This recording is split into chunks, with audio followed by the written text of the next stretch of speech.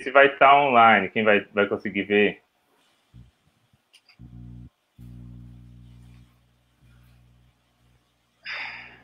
Deixa eu ver. Centro Cultural do Grajaú. Cadê? Centro Cultural. Centro Cultural do Grajaú. Eu acho que estamos online já. Só tenho que verificar aqui. Já estamos online? Estou vendo aqui na página do Centro Cultural. Fazendo os testes. Gente, tem áudio aí no Instagram? Alguém dá um sinal aí. Deixa eu ver aqui. Estou pedindo para a Fernanda fazer o teste ali para nós. Aqui no StreamYard indica que eu tô online. Agora eu tenho que verificar aqui na página do Centro Cultural. Não está aparecendo ainda para mim aqui. Estamos online. Aê! Tem áudio, gente? Vocês estão me ouvindo? Sim? Legal. Dá um oi aí. Eu tô te ouvindo, mano. Tá tudo bem aqui. Tá, tô testando o Instagram agora. Como é que tá isso? Ó, quem tá aqui acompanhando no Instagram, por questões técnicas, a gente não consegue jogar os três no Instagram. Então tá cada um no seu Instagram ao vivo, mas os três juntos, eu, Dani e o Ju, lá no Facebook do Centro Cultural Grajaú. A gente vai se confundir com essa câmera. Você que tá ouvindo a gente aí, se tem alguém já ouvindo a gente, só estamos vendo aqui, verificando onde que tá online aqui. Vou postar aqui no evento onde foi criado. O evento foi criado aqui para a live. Compartilhar aqui nas nossas redes pessoais aqui. Nas nossas páginas pessoais. Estamos compartilhando. Bom, então vamos lá. Vamos lá. Boa noite, boa tarde. Vamos lá. Bom dia a todos e todas e todes aí que estejam nos assistindo. Hoje é dia 1º de maio, Dia dos Trabalhadores e Trabalhadoras. Não é só um feriado, isso é importante a gente sempre lembrar que não é um feriado e não é uma data festiva, é uma data de luta, é uma data que remonta a mais de 100 anos atrás, das greves dos trabalhadores por melhores condições de trabalho, e que muitos trabalhadores e trabalhadoras morreram nessas lutas. E o 1º de maio é um dia para a gente sempre lembrar que essa luta, o quanto essa luta contribuiu para que a gente possa estar aqui hoje falando, e o quanto a gente ainda tem para lutar. Pode ser. E o 1º de maio é um dia para a gente... Peraí. E agora, só estou me confundindo aqui um pouquinho aqui, porque está dando uns delays aqui.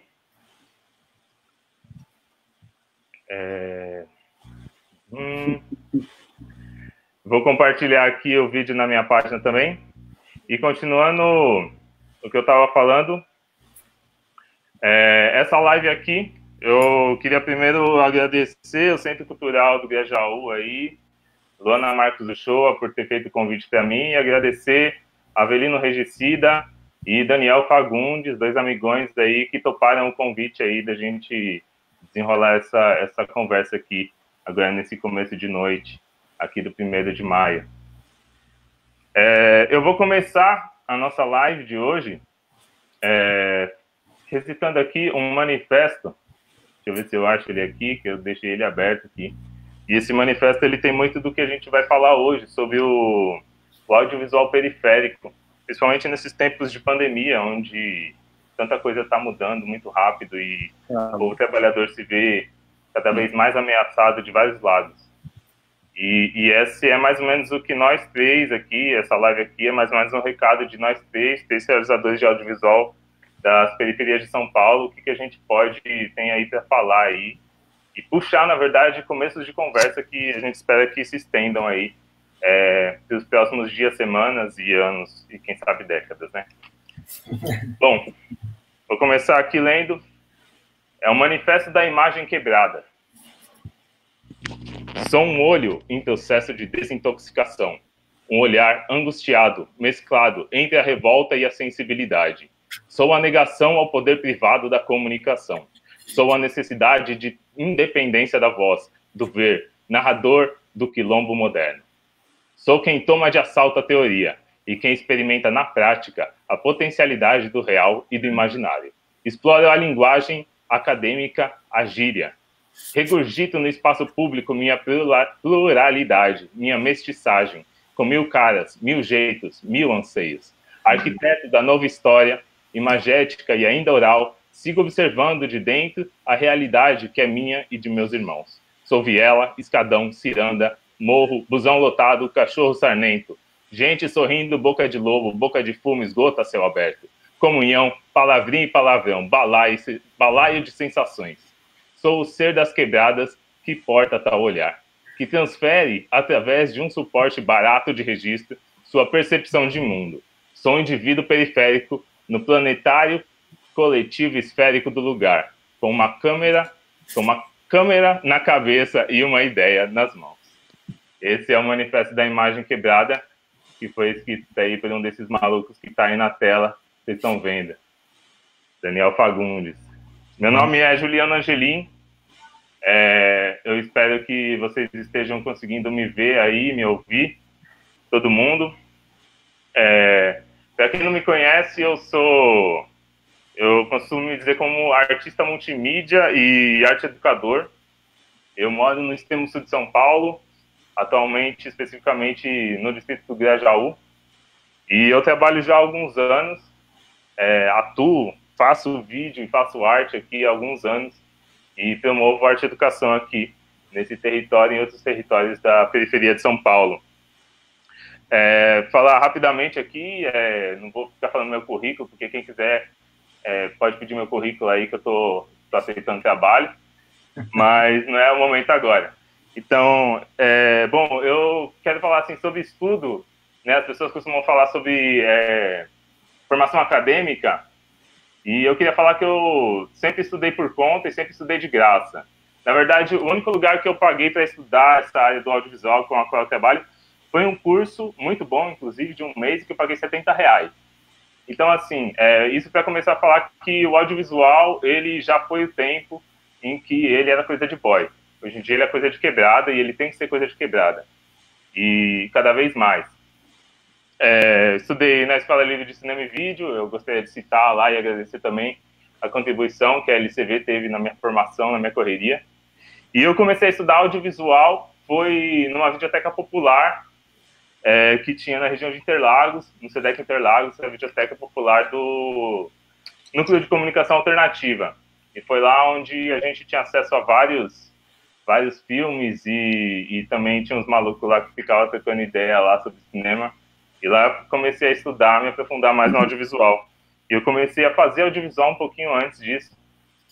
Esse rolê da videoteca que eu tô falando foi em 2008, e eu comecei a fazer audiovisual foi em 2006, quando eu comprei uma camerinha com dinheiro juntado e comecei a fazer vídeo.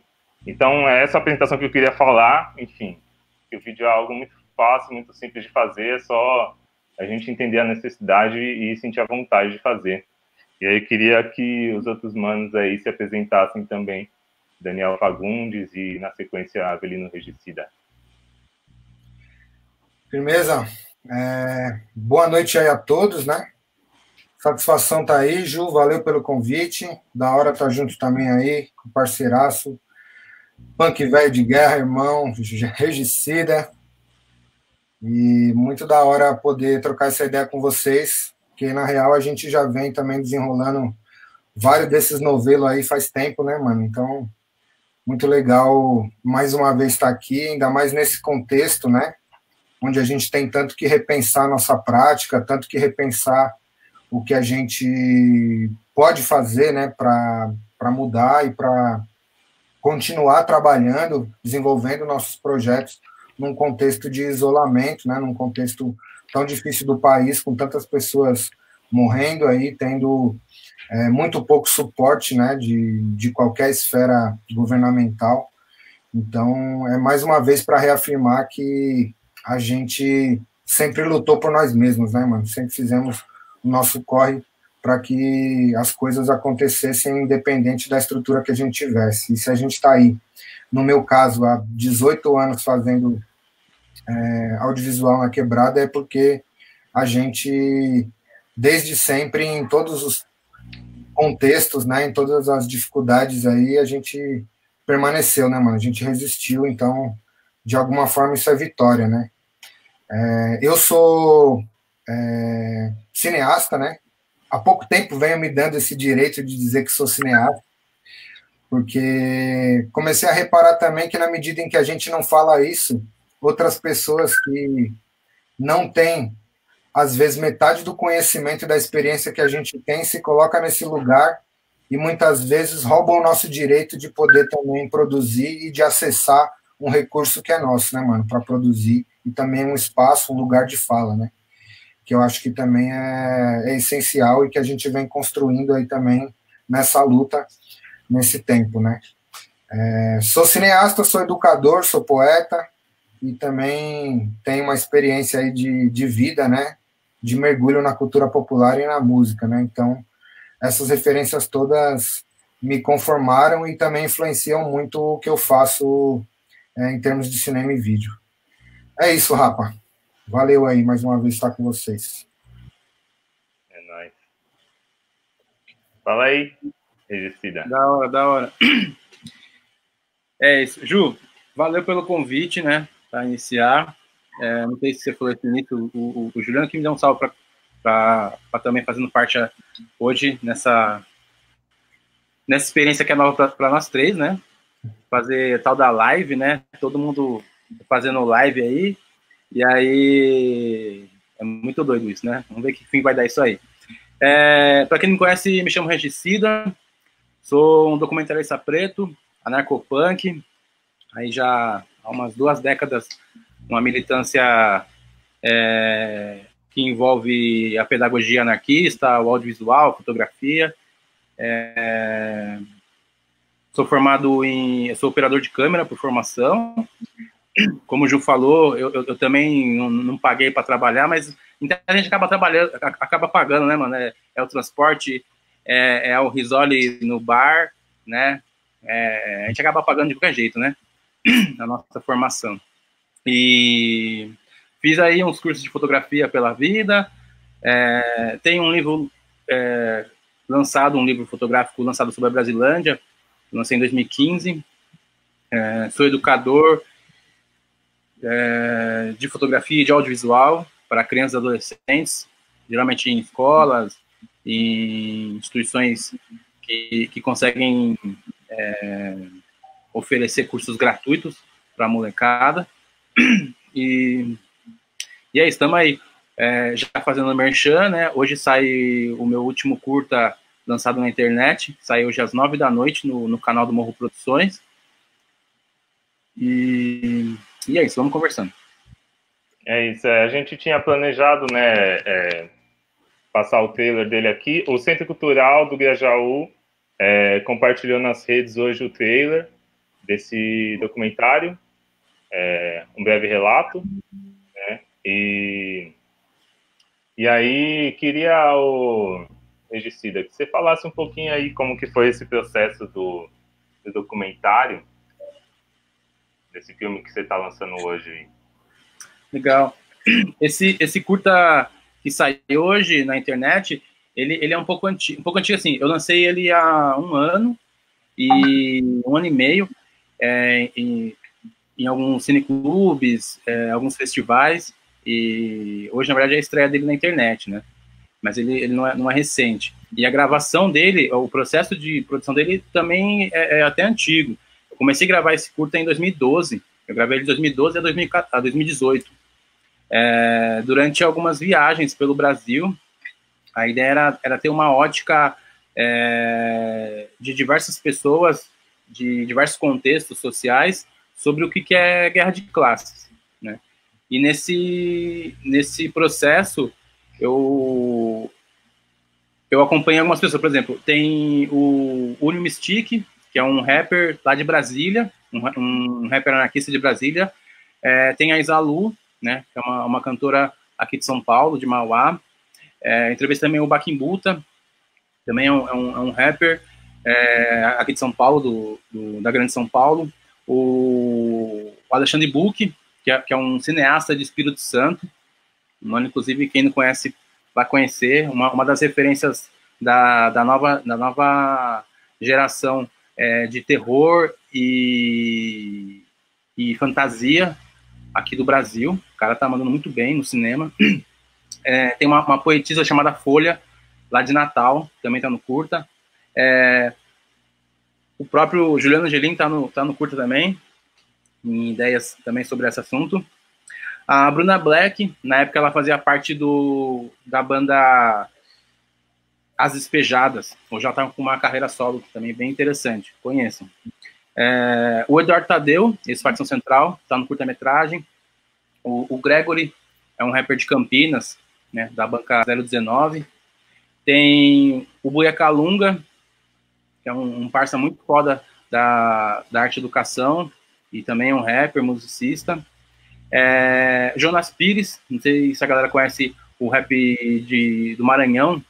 Jonas é uma referência forte do rap, anarco-rap, rap bate-cabeça, lá do Maranhão. Também um mano que trabalha com audiovisual. Shirley Casaverde, César Sotaque, os dois do KGB, e o Reinaldo A286, né, que é do grupo de rap A286, também aqui de São Paulo. Tá, essa galera toda no curta, e é isso, o processo foi tentar juntar essas óticas diferentes, ou quase iguais às vezes, sobre o que era a guerra de classes. Aí é isso, quem não assistiu ainda, às 9 da noite, vai estar no canal do YouTube do Morro Produções. Da hora, mano. Muito bom saber que estamos produzindo. Massa, da hora.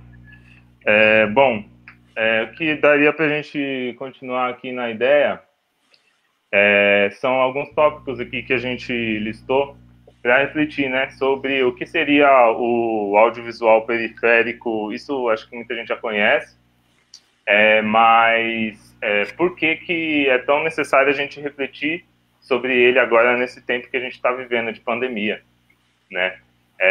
Quem viu o enunciado da live de hoje talvez percebeu que o enfoque que a gente tem dado, que a gente vem trazer hoje, é uma perspectiva inevitavelmente política, né, da situação que a gente está vivendo. E é isso que é o audiovisual periférico também, né?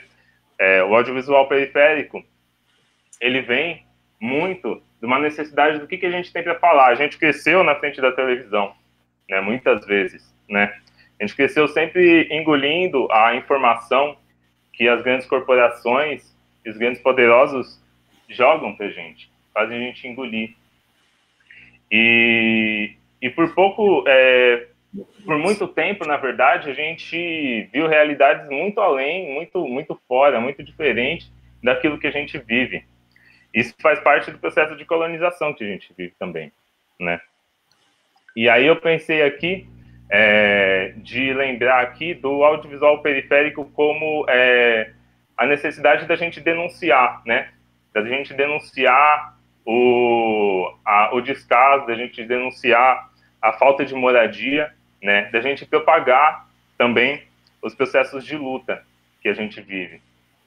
Então, eu acho que o audiovisual periférico ele vem muito nessa necessidade de denunciar, de propagar as nossas ações, e aí a gente entra na questão da gente se comunicar, e se comunicar entre a gente, porque dificilmente os nossos filmes vão passar, ou pelo menos passar com tanta frequência, em cinemas como Itaú Cultural e outros cinemas da Paulista, por exemplo, né? Onde a gente tem vários e vários filmes falando sobre questões sociais do mundo, né, questões políticas, mas é sempre um olhar de cima para baixo, né? E a gente vê até muitas pessoas cineastas que não são periféricos fazer filmes sobre as quebradas, né?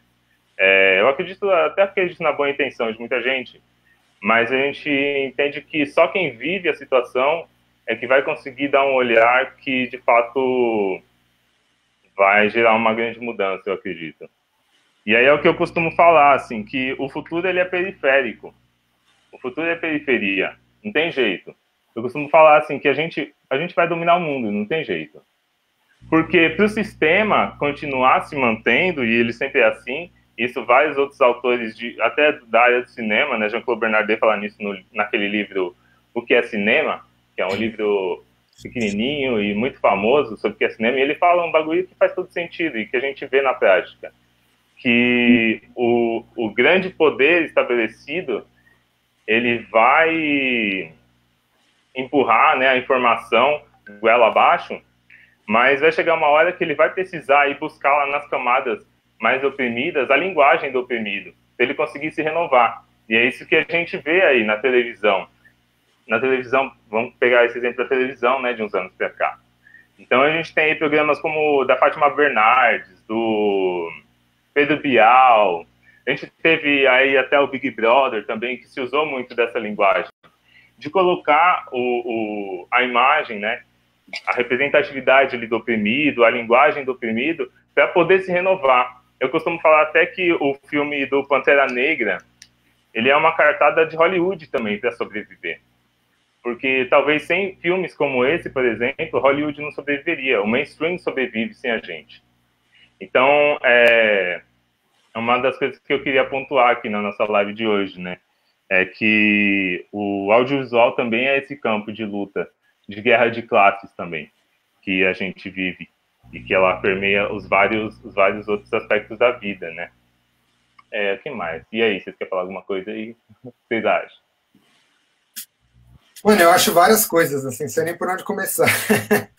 Mas eu acho que tem uma coisa que é bacana da gente refletir também, mano, que para além disso que você falou, da questão da renovação da linguagem, que a gente vê aí, além dos exemplos que você deu, transformaram a televisão também de uns anos para cá, tanto da gente ter mais rostos pretos, né, mais caras pretas na TV, até a questão de ter mais pessoas do campo LGBT, enfim.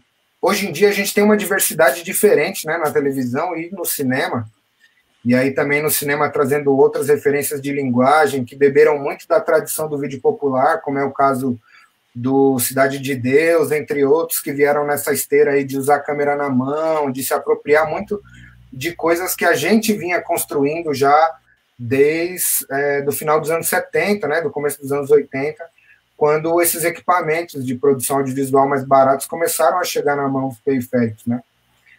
E aí eu acho que isso não é só uma questão de alteração de linguagem, mas também uma necessidade de trazer novos imaginários, sabe, mano, para disputar esse espaço. Porque os caras estão meio vislumbrados também com algo que eles imaginam. Isso que você falou, né, mano? Tem uma experiência que só a carne, né, mano? Só a carne traz, que só a experiência de luta, de sofrimento, de abnegação, de desigualdade traz, né, constrói e deixa isso marcado no nosso imaginário e no nosso corpo, né, mano, na nossa corporalidade também. Mas eu acho também que por um lado a gente precisa também, enquanto realizadores periféricos, extrapolar essas margens, né, mano? Lugar de fala não é lugar de interdição, né, mano? Que bacana que vários outros caras venham querer realizar. A questão tem uma questão pautada aí de mercado há muitos anos, que eu acho que essa é a grande chave e que agora se explicita cada vez mais, mano.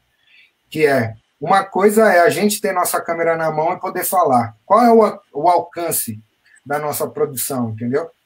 Qual é o alcance do que a gente produz e divulga na internet? A gente acha que a internet é esse lugar da diversidade, da restrição, mas a gente sabe, mano, que os algoritmos estão aí para dizer quem pode assistir o quê, quem vai ver as postagens que a gente coloca, o tanto de acessos que os nossos trabalhos no YouTube têm, né? Como você mesmo já pontuou, né? Essas grandes salas muitas vezes não querem o nosso trabalho lá, né, mano? Não querem que a gente... Primeiro porque tem toda uma burocracia já que engessa. Mesmo que a gente quisesse estar lá disputando narrativa nesses lugares, onde a alta elite muitas vezes coloca o seu cinema, a gente muitas vezes não consegue acessar por uma burocracia que os caras criam, né, mano? Tipo, você tem que ter um CPB, você tem que ter o filme num formato X, que senão não passa nos equipamentos dos caras. Tudo isso já é uma maneira também de segregar, né, mano? De dizer aonde a gente pode e aonde a gente não pode levar a nossa voz, né, mano, o nosso conteúdo, o nosso jeito de produzir cinema.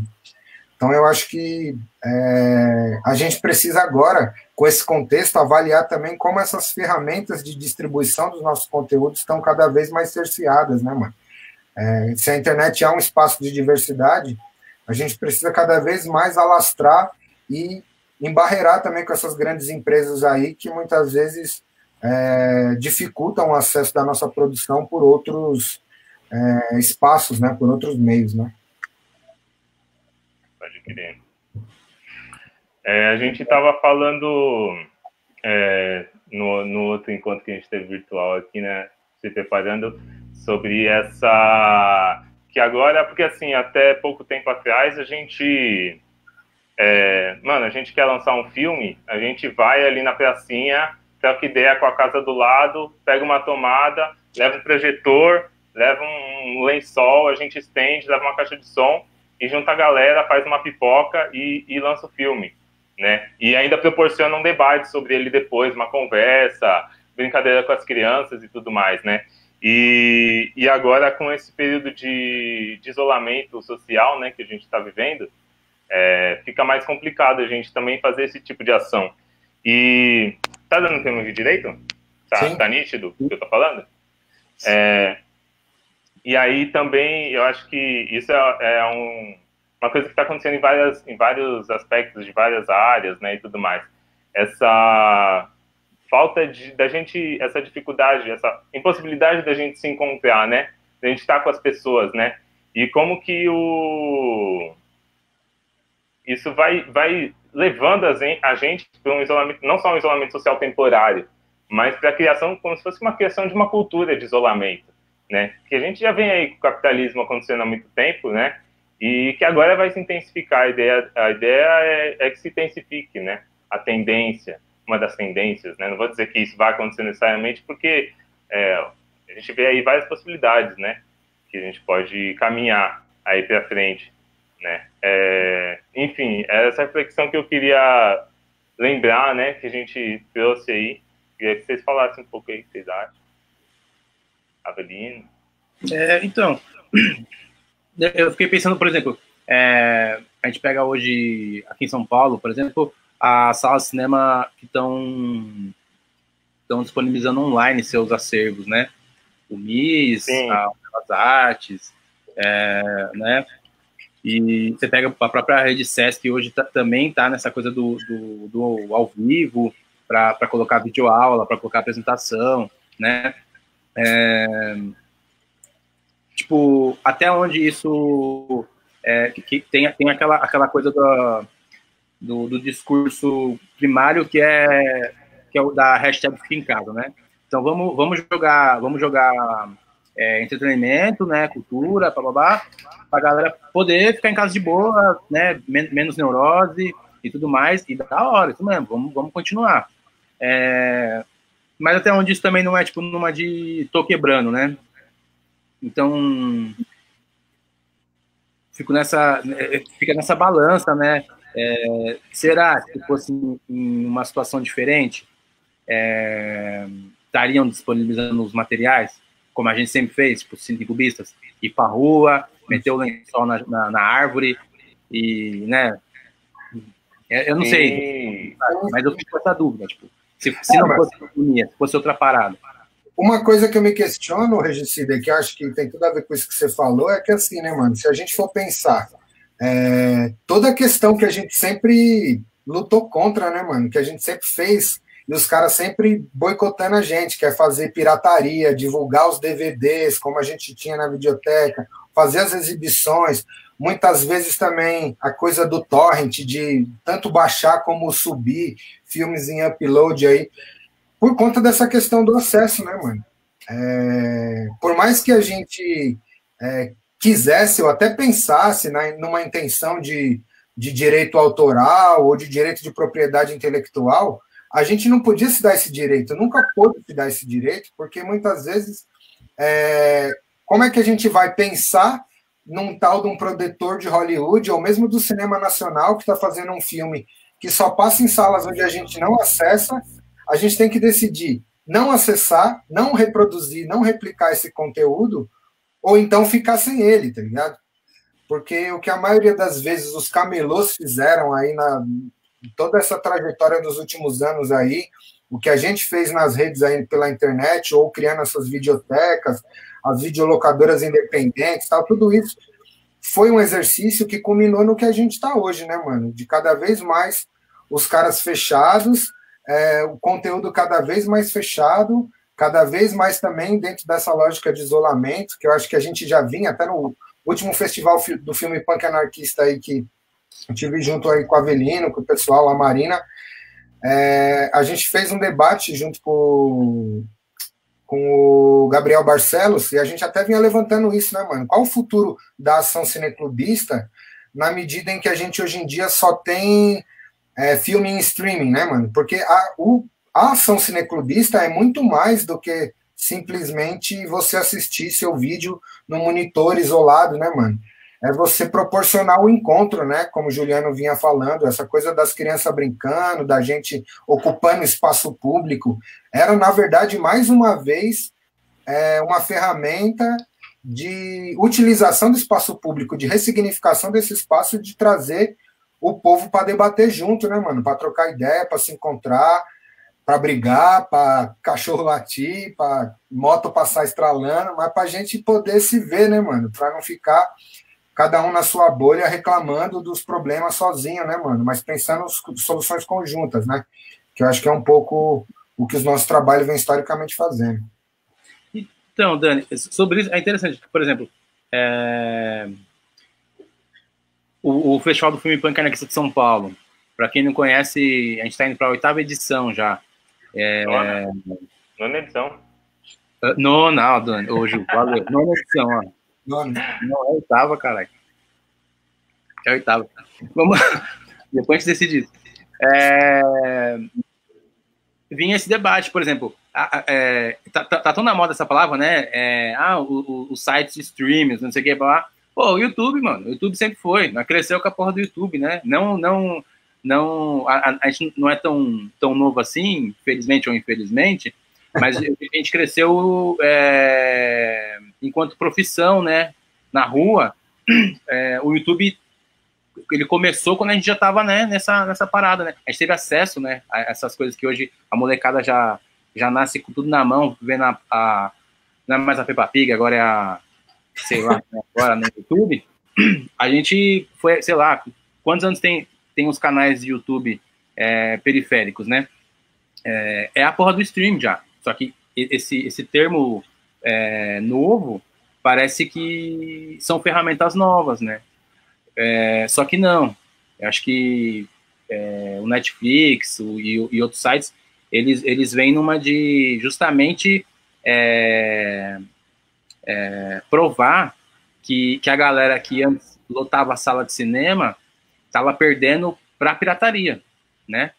E isso inclui a gente, né? A gente... Qual é o nosso meio de distribuição sem ser no boca a boca, sem ser pelo Cineclube? Era jogar na internet, né? E é jogar na internet até hoje, né? E não é a porra do Netflix, né? Tem as manas, os manos e as monas que estão fazendo produção pro Netflix, e ainda bem, tem que fazer mesmo, ganhando dinheiro, e demorou, né? Vamos pras cabeças. Mas tem gente que não, né? O vídeo que eu vou lançar hoje no YouTube, por que é no YouTube, né? E não no Netflix? Porque o Netflix não quer saber de nós.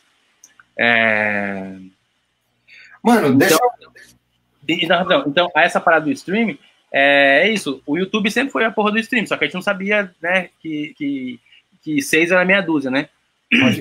Aí o festival vem um pouco nessa lógica também, de tipo, como que a gente também fica fazendo produção para jogar no YouTube e é frio, né? Não é coisa de assistir todo mundo juntinho, debater, discordar, concordar, elogiar, criticar, né?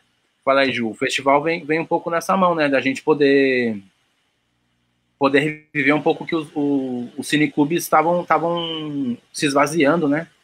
Uhum. Mano, deixa eu só fazer um adendo aí. Ô, Ju, quando depois que você falar, vamos ver se a gente abre para as perguntas aí também, porque tem uma galerona aqui assim. Eu tenho 2 perguntas aqui de galera da internet já. Exatamente, Então, você que está assistindo a gente aí, já vi que tem umas pessoas mandando perguntas e comentários. Interage com a gente aí, faça pergunta, comentário também, se quiser, tá bom? Assim que a gente terminar a nossa fala aqui geral, a gente vai entrar para essa parte de Estamos anotando as perguntas. Mandem. Então, é muito louco isso. Tá, deixa eu pontuar aqui 3 coisas aqui, né? Vou na ordem aqui do que a gente falou. Essa coisa das salas de cinema, né? É muito louco. Hoje eu tava lembrando, hoje é dia 1º de maio. Hoje, eu não vi as últimas contagens aí, né? É legal, né? Faz mal a gente ficar vendo todo dia a contagem de mortos que tá tendo por uma doença especificamente, né? E lembrando que a maioria desses são pessoas pobres, né? A gente viu aí, saiu aí uma contagem aí de que as mortes pela Covid aumentaram principalmente na periferia. Isso a gente já previa e era óbvio, mas escancara, né, a questão de classe aí, a desigualdade social que a gente vive no Brasil e tal. Além disso, o governo que está aí está se usando disso, né, além de juntar a gangue dele e tudo mais, né, que ele está se aproveitando lá. Os capanga dele também, Paulo Guedes e os camaradinha dele, estão se aproveitando para cortar. E aí eu igualo Bolsonaro, Dória e Bruno Covas, é isso mesmo. Sabe por quê? Eu sou estudante. Primeira coisa, a quarentena começou dia 22, foi decretada pelo senhor João Dória. Dia 23 cortaram o nosso bilhete. Dia 23 a gente não podia circular pela cidade.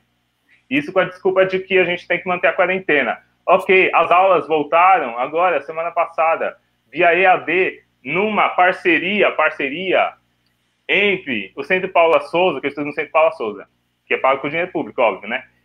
Centro Paula Souza e a Microsoft Teams, está lá, a plataforma lá para a gente usar. Agora eu queria fazer uma pergunta, se alguém estiver assistindo. Quanto está custando para o meu bolso, quantos milhões está custando para o meu bolso essa parceria aí com a Microsoft? Então, o que eu quero falar com isso? Eu quero falar com isso que essa situação de pandemia, ela caiu em ótima hora para esses caras que estão aí ocupando esses cargos públicos que recebem dezenas de milhares de reais que saem do nosso bolso.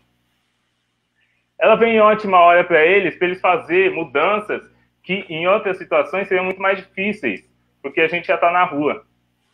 E aí isso é uma coisa que uma socióloga chamada Naomi Klein chama de doutrina do choque, ou terapia do choque.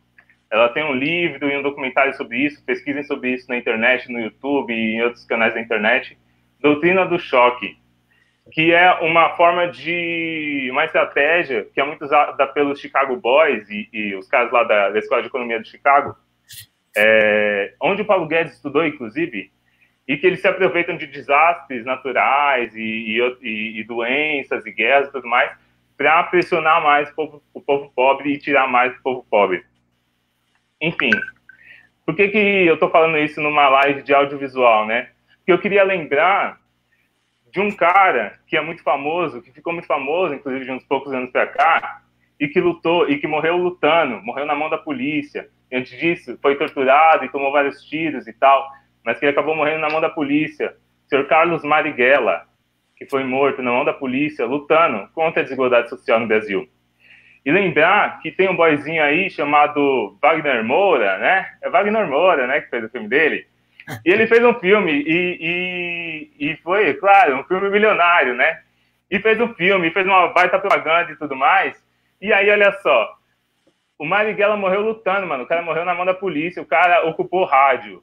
O cara lançou o Manual do Guerrilheiro Urbano. Pesquisem e baixem enquanto ainda tem na internet. Pesquisem no YouTube, porque tem o áudio livre também, se você não tem paciência de ler. Você vai ouvindo, aí no tempo que você estiver livre. Marighella morreu na mão da polícia. Marighella morreu lutando contra a opressão. E aí o Wagner Moura faz um filme sobre ele, e não lança porque o Bolsonaro não deixa. Nossa, como assim, cara? O maluco tá se revirando no caixão, mano. E hoje, dia 1º de maio, cadê esse filme na nossa mão pra gente assistir? A gente precisava desse filme, se é um filme bom, se é um filme importante. Então, se alguém aí que tá assistindo tem o contato dos produtores aí desse filme, manda pros caras, e que a gente quer uma resposta. Cadê esse filme na nossa mão? Porque esse filme tem que ser pro povo. Lembrando que ele mesmo Caralho, agora vai. Que lançaria o filme no acampamento do MST. Ele mesmo, o próprio Wagner Moura, falou que lançaria o filme no acampamento do MST. Cadê? Cadê? Nada desses caras, nem espero. E isso cai no que eu tava falando sobre a gente ainda se manter no YouTube e não tá no Netflix, né, por exemplo. Você tem material que a Netflix quer comprar ou não. Usa a Netflix como exemplo, né? Que hoje é a plataforma que a gente mais acessa, né? E espero eu que todo mundo que esteja me assistindo acessa também com senhas gratuitas, né? Para não dizer piratas. O cara podia muito bem falar assim, ó, tá bom, o Bolsonaro não quer que eu ponha nas salas da Ancine, né? Então bora nós, né? Só que é isso, tipo, tem até onde um roteiro que fala de uma pessoa revolucionária tá na mão da produtora que acredita que tem que quebrar a Ancine, tá ligado? Que tem que quebrar a porra do mercado inteiro, né? A gente pega hoje a APAN. Para quem não conhece a APAN, vai procurar. Não vou dar o caminho das pedras aqui, não. Sabe, temos que nos organizar. Vamos para cima. Não dá para... Pô, esse é um debate antigo, né, Ju? A gente pega... Quem tá assistindo a gente diz aí que uma par de filme aí, dá para citar vários, sobre anarquismo, sobre revoluções no planeta inteiro. Quem produziu? Porra, pessoas que estavam cagando para isso, né? Uns playboy de apartamento que falou, essa história vende, então bora lá, né? Vídeo Pantera Negra, tá? Vocês aí, Pantera Negra é um, né? Tanta gente aí tirando selfie com a porra do cartaz, mas é empresa como empresa, né? Então nada de novo. Mas legal você citar isso, Ju, não podia passar batido. Mano, aproveitando a deixa aí, tem duas perguntas aqui que eu acho que dialoga com isso. Eu acho que dá pra gente emendar. Pode ser. Vamos começar a pergunta? Tem umas aqui, vai lá, começa aí. O Guilherme aqui acabou de perguntar, Guilherme Aderaldo aí, parceiro, também pesquisador, fala: como construir um sistema de comunicação audiovisual periférica mais integrado? Né? E outra coisa é o Eduardo Nogueira aqui também, parceiro, cartunista aí, desenhista do Grajaú, gente fina. Diz: está rolando uma mudança de paradigma do século XXI, XIX, levantamento da população pobre, a popularização da imprensa, a comunicação de massa mudaram a forma como o mundo era percebido. Agora a comunicação digital, pior mudança de paradigma, demora para ser entendida. Enquanto isso, os ratos vão se aproveitando e jogando todo tipo de falsidade na rede. Eu acho que dialoga bem aí. Acho que tanto essa questão do letramento, né, da população para os códigos do audiovisual, para os códigos da comunicação de massa, como também como pensar um sistema mais integrado aí de comunicação periférica, né? Quem quer começar? Mano, a segunda pergunta estava muito longa, eu não entendi muito, não. O Nogueira é muito cabeçudo, Nogueira. Vou ler de novo. Rapidão, sobre a primeira. Eu vou emendar uma que tá muito parecida, uma pergunta que uma mana firmeza pra caralho lá de Rondônia, Betânia. Salve, Betânia. Ela mandou o seguinte, ó.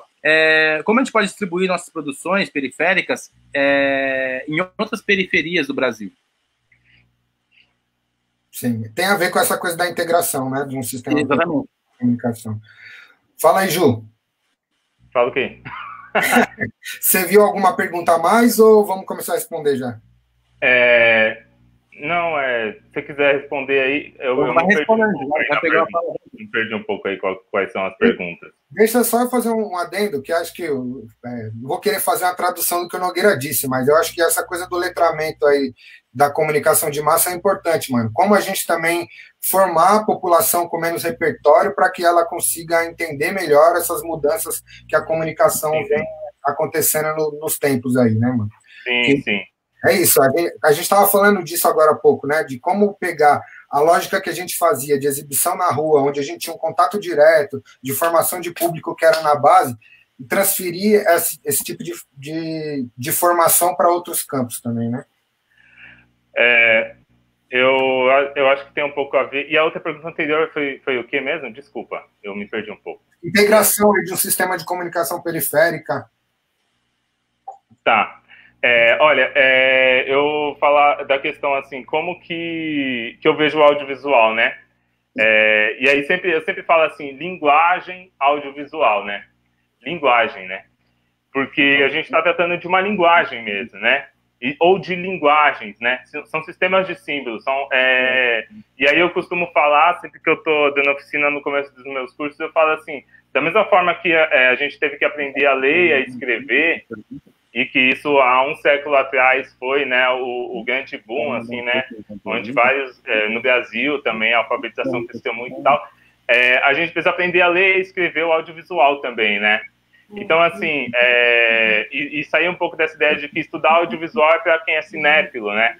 Não, estudar audiovisual é para todo mundo que tem acesso ao audiovisual. Todo mundo que assiste um filme, que assiste uma coisa, tem que entender o porquê que se usa tal ângulo, porquê que se usa tal câmera, porquê que se usa tal ritmo de corte, trilha sonora e tudo mais. E aí a gente começa a adentrar camadas mais profundas do entendimento do audiovisual, né?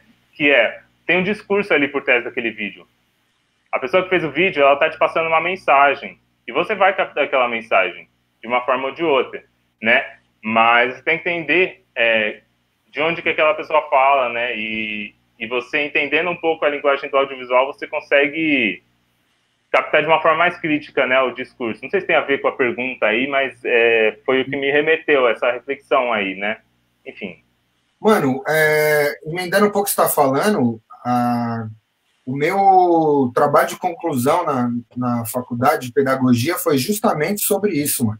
Escrevi um artigo para dizer que, assim como o Freire lá atrás pensava na alfabetização gerando significado, né, mano, que ele chamava dos temas geradores, das palavras geradoras, a gente também precisa, quando vai pensar o audiovisual, pensar nas imagens geradoras, né, mano? O que gera identificação para quem está vendo uma produção audiovisual? Que coisas te tocam? Que coisas fazem você se reconhecer naquela produção? De que maneira a gente consegue também usar o dispositivo, entendendo que ele carrega, como você bem falou, um conteúdo, né, mano, de julgamento, né? É a maneira que você organiza o mundo, a linguagem, né? Então, se você pega um frame de um filme tal, uma sequência de um filme tal, e assiste só por assistir, você não entende que muitas vezes é ali que mora um processo de dominação, né, mano? Um dispositivo, o tipo de linguagem, o ritmo que se passa, desde o enquadramento que tá, que cor tá de fundo, né? Só pegar os telejornais aí da vida, que você vê que de manhã tem a cor do sol, de tarde vai ficando mais amarelado, de noite é azul escuro. Simbólicas, mas que dizem muito sobre como a população, que é o que mais se alimenta disso para gerar informação, entende aquilo como uma informação de credibilidade, né, mano? E aí eu acho que esse processo de formação, mano, desde a coisa das oficinas, até agora, já que a gente está usando muito por conta da pandemia essa coisa das lives, começar a produzir também material de formação, né, mano? De entendimento de linguagem, né? De possibilidade de repercussão mesmo de outros conteúdos e de desvendar alguns mistérios aí que ficam aí, que muitas vezes a galera acha que só vai aprender em universidade, que só é importante para quem faz curso de cinema, ou para quem produz isso, e não é, né, mano? Como você bem falou, é para quem assiste. O conteúdo tá todo dia na nossa casa, né, mano?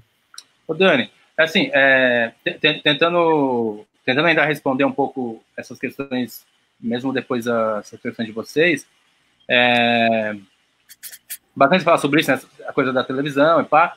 Sim, né, a gente não pode ficar de chapéu, né, com essas linguagens, com essas simbologias todas que o audiovisual traz, né, e a gente sempre cita a televisão porque, né, é a ferramenta que a gente mais consome historicamente na América do Sul, né. Todo mundo aqui cresceu assistindo TV, né, e digo aqui na frente, todo mundo está assistindo a gente onde tiver agora, e daqui a pouco depois.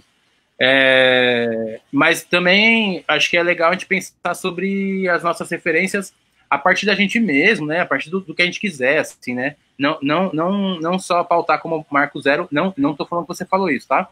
Mas não é pautar as nossas referências tendo como marco zero a TV, a cultura do audiovisual burguês, né? E tudo mais. pensar em outras lógicas mesmo e já era, né? E de fato, essa coisa nas lives, né? São, tipo, eu lembro que eu ouvia muito, e ainda ouço, né? A galera fala assim, o que vocês fazem é meio tosco, né?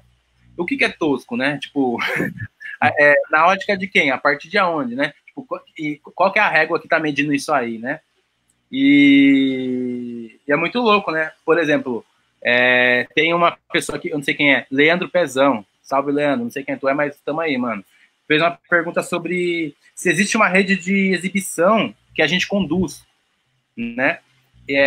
Pensando nessa coisa dos processos, né? Lá atrás você pensar uma ideia, roteirizar ela, blá, blá, blá, produzir, suar sangue, né? Para poder fazer a porra toda, e aí botar na rua, né? Sim, Leandro, temos. e eu vou citar um exemplo que não tem a ver com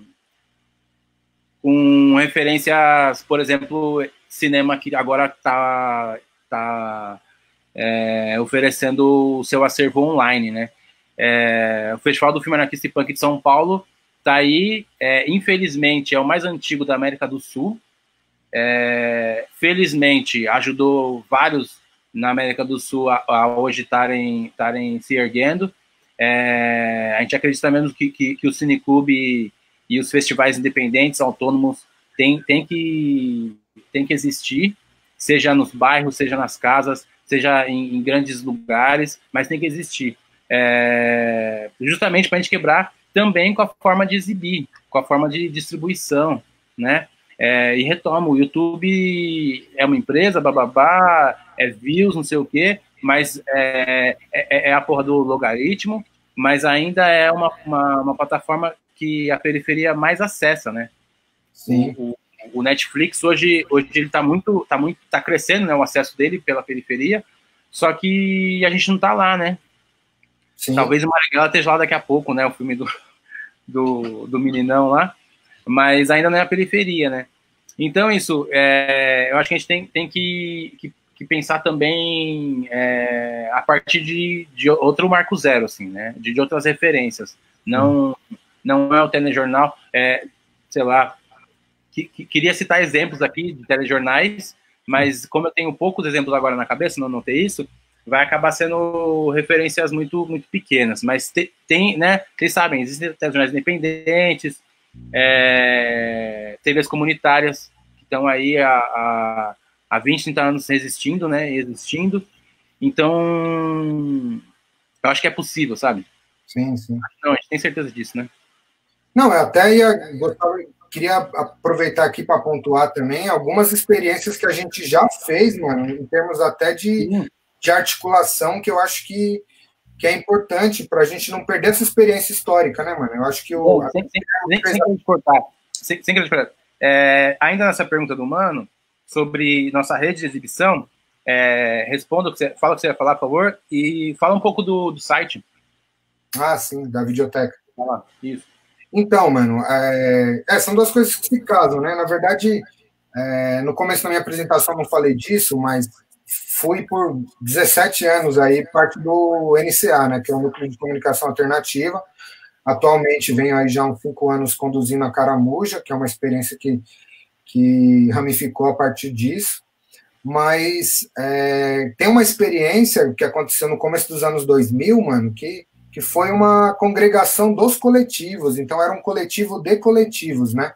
Muito inspirado na experiência da BVP, Associação Brasileira de Vídeos Populares, que na década de 80 conseguiu fazer isso ainda no formato VHS, o Matic distribuindo filmes Brasil afora, muito bebendo numa lógica também, já que o movimento anarcopunk fazia muito, que era de mandar por correio uma fita cassete para outro, um gravava uma coisa, outro regravava uma parte na fita, devolvia, enfim.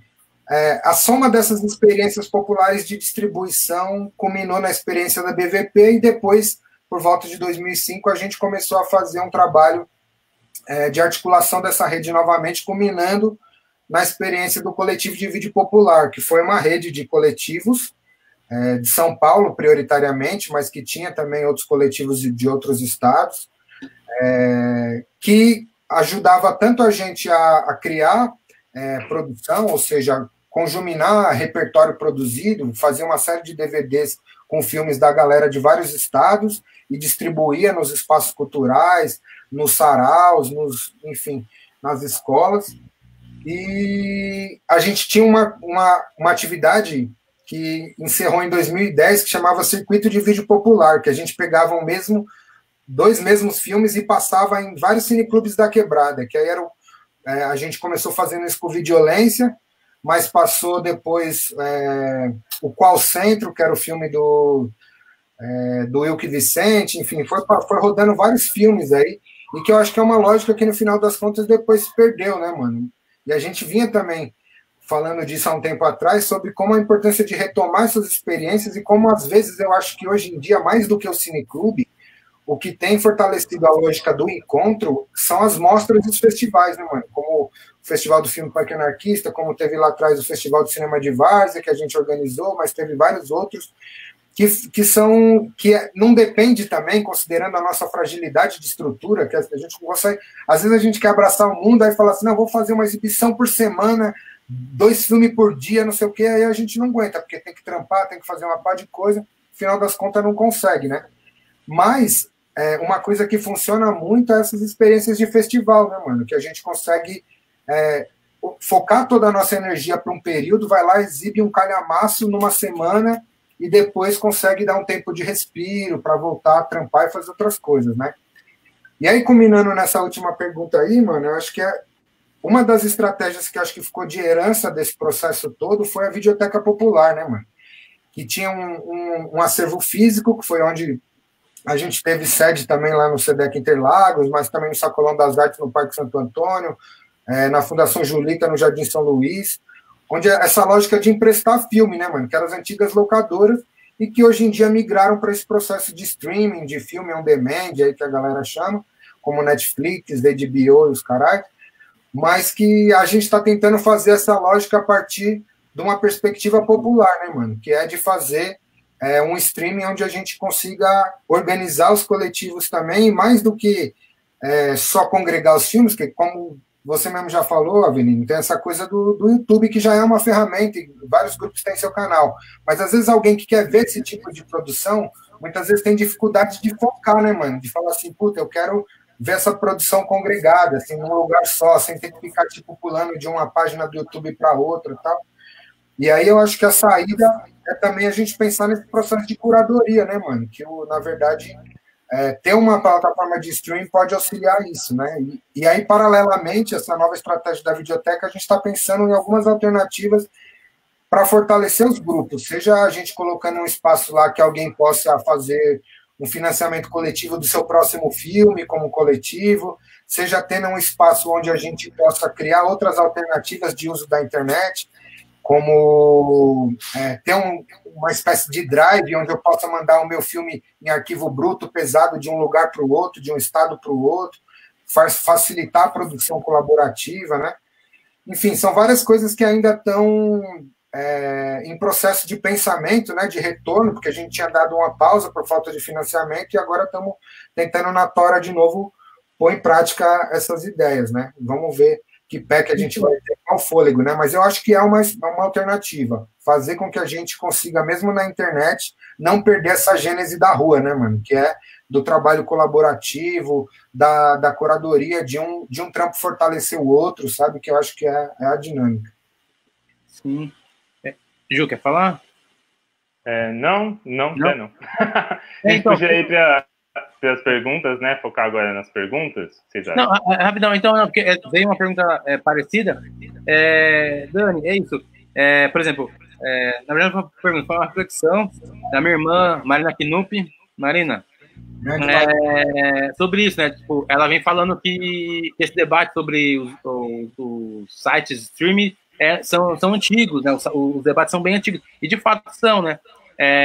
E aí, acredito eu, contemplando um pouco do que ela está falando, que eu não vou ler agora, mas quem estiver aí assistindo a live no Facebook, é só olhar lá nos comentários, vocês acompanham inclusive as perguntas que estão acontecendo, as reflexões que estão acontecendo por escrito. É isso, uma resposta nossa, né, enquanto audiovisual independente, periférico, é o que o Dani está falando, né? de que sim, né, dá para fazer, né? Por exemplo, a gente tem aí a galera de Brasília, né? O Amante. Fala aí, Ju. Amante da Heresia, Léo O Amante da Pimentel. Heresia. Salve, Léo. Se você estiver online aí, salve. Espero que ele esteja online.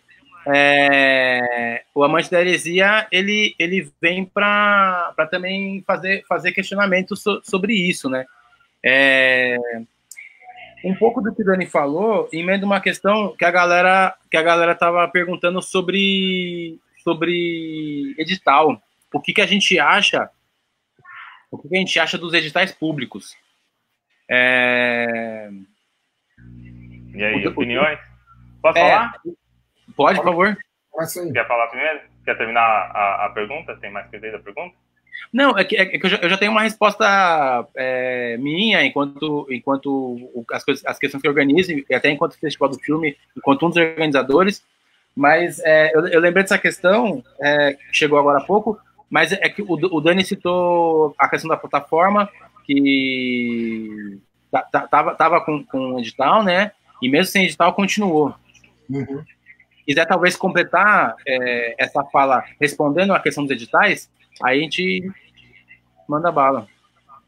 Beleza. Então, na verdade é isso, né, mano? A gente tem que entender, assim, que eu acho que, por um lado, é fundamental que a gente brigue para existir política pública, né, mano? Tem que ter, os caras têm que fazer edital, inclusive edital com foco nas quebradas, nos periféricos, para que a gente consiga ter algum mínimo de recurso para disparar, muitas vezes, ideias que vão correr e depois vão gerar sua própria sustentabilidade, que a gente sabe que a gente produz com ou sem. Mas é diferente, né, mano? A gente tem que cobrar isso, porque no final das contas são os nossos impostos que estão lá também, é o nosso sangue, o nosso suor que alimenta essa porra dessa máquina, né? Vide aí esse momento da pandemia, a gente vê que fica tudo parado, fica tudo mais claro como os trabalhadores que sustentam essa porra, né? E aí, eu acho que a grande questão é a gente entender de que maneira a gente tem que pressionar para esses editais serem menos burocratizados e para que eles tenham um entendimento mais complexo do que é periferia, do que é ser um realizador audiovisual periférico, que, sabe, muitas vezes os caras partem do estereótipo, sabe, acham que, não, só vou aprovar produção que tenha tais e tais perfis, que tenha tais e tais jeitos. Mas o seu filme não tem carro voando pela janela, né? Claro, não é Hollywood, tio, é isso que a gente está falando agora, né? O filme é tosco, não sei o quê. Tosco para quem, né, mano? Qual que é a regra? Qual que é a maneira de avaliar, né? Tudo isso eu acho que faz parte de uma outra dinâmica que a própria SPCine aqui em São Paulo e outras agências aí de cinema nos outros estados tem que começar a pensar, mano. Entender as características do que é a produção local do seu lugar. Quem são esses realizadores, sabe? Fazer um perfil mais adequado a isso. A gente não quer que não tenha edital. Agora a gente quer que os editais sejam menos burocratizados e que cheguem em quem precisa chegar, né, mano? É isso. Sim, assim, lembrando de uma coisa que eu já passei aí, foram poucas vezes que eu tentei edital de audiovisual, né? E eu lembro que a Secretaria de Cultura de São Paulo tinha um setor de audiovisual, né, que produzia editais e tal para a área de audiovisual. Se eu não estou viajando muito, acho que eu cheguei a ver isso. Inclusive, um dos editais que eu tentei era desse departamento da secretaria. Mas aí tinha uma questão, né, que muitos editais do audiovisual entram. Você tem que ter uma produtora para você se inscrever, né? Então, se a gente se junta aqui, nós três, e quem mais estiver aqui, essa galera aqui, vamos fazer aqui... direcionar, sei lá, 300 mil para fazer um filme. A gente não vai conseguir porque quem vai conseguir é os boys que moram na Paulista lá, porque eles têm produtora, né? Ou, enfim, tanto faz o lugar que a pessoa mora, mas eu quero dizer assim, eu tô falando de um recorte de classe também que é geográfico, né? Sim, sim. Então, a questão da produtora, isso que é a burocratização. E aí a burocratização, ela não é só um sistema de, ele é engessado porque ele é burro, né? Realmente as pessoas falam de burocracia como burocracia. Só que a burocracia, ela é uma forma de manter afastado o povo dos mecanismos democráticos, né? Então, a democracia que a gente viveu até agora há pouco tempo, porque eu nem acredito mais que a gente está necessariamente na democracia, é uma democracia extremamente burocrática que é parsária, né? Parsária porque você tem as várias formas do dinheiro voltar para a gente, que é o dinheiro nosso, né? Vamos lembrar sempre isso, a questão do edital. Ah, mas está pegando dinheiro do Estado. Não é do Estado, não. O dinheiro é nosso, é meu dinheiro. É o dinheiro que é um pão que eu deixei de comprar por dia ali, que foi para imposto. Né? É o tênis da minha filha que eu deixei de trocar ali quando estava furando a sola, e que porque eu não tenho dinheiro, porque eu paguei de imposto. Então, assim, vamos lembrar sempre disso, é um dinheiro nosso, né? A gente tem aí um movimento crescendo aí de ignorância, quer dizer, ele é fomentado pelos ignorantes, mas ele é levantado porque não é tão ignorante assim, do movimento contra os impostos. Né? Não, gente, o imposto é dinheiro nosso, né? É um dinheiro nosso que tem que voltar para a gente. Só que ele não volta, e aí se cria alguns editais, ou outros mecanismos que teoricamente voltaria para a gente, mas para esses processos burocráticos eles não chegam na gente, porque a gente não vai conseguir fazer no tempo, a gente não vai ter uma produtora que tem 2 anos de produções comprovadas com um código lá na Ancine para a gente conseguir se inscrever naquele edital. Então, assim, eu não cheguei a ver muito por dentro como que é a lei o edital de fomento à periferia, mas queria lembrar, vocês me corrijam se eu estiver errado, que é um edital que é fruto de uma luta direta, né? Sim. Inclusive da ocupação, dos movimentos culturais ocuparam, que ano foi isso? 2014? Os movimentos culturais ocuparam a Secretaria de Cultura. Foi isso, não foi? Justamente. Sim. Na verdade, de uma luta de 1000 anos do movimento das periferias, né, mano? Porque mesmo antes, quando a gente estava lá no Sacolão das Artes, a gente já acompanhou e participou, na época, quanto NCA, de várias atividades de articulação desse movimento cultural que culminou no edital da Lei do Fomento. A gente fez parte de várias outras reuniões de elaboração do edital e de planejamento das formas que esse edital ia acontecer lá na Santos Mártires, no Jardim Ângela, em várias outras regiões da cidade. Foram reuniões e reuniões acontecendo para isso chegar, e depois uma articulação muito grande de muita gente, de vários coletivos, inclusive dos coletivos periféricos de audiovisual, Vide Cine Campinho, lá em Guaianazes, Pedrinho, Gustavo Pagador, a galera toda que também estava envolvida nesse processo todo que culminou na lei, né?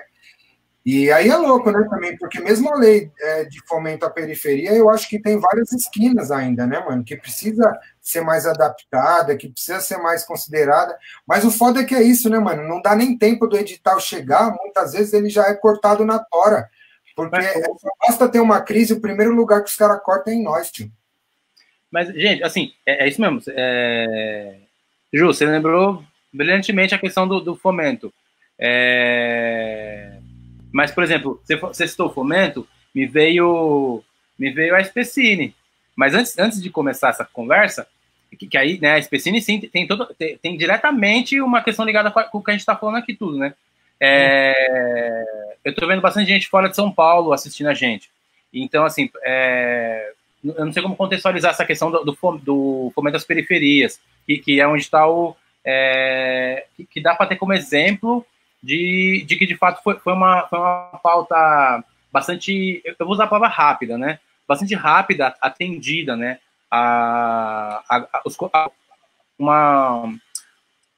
Toda uma sequência de ativos culturais das periferias de São Paulo, após vários fóruns virtuais e presenciais e ações na rua, pautando a questão de que deveria existir um fomento específico, né, praticamente escrito por eles mesmos, né, para atender demandas que só quem está na periferia entende,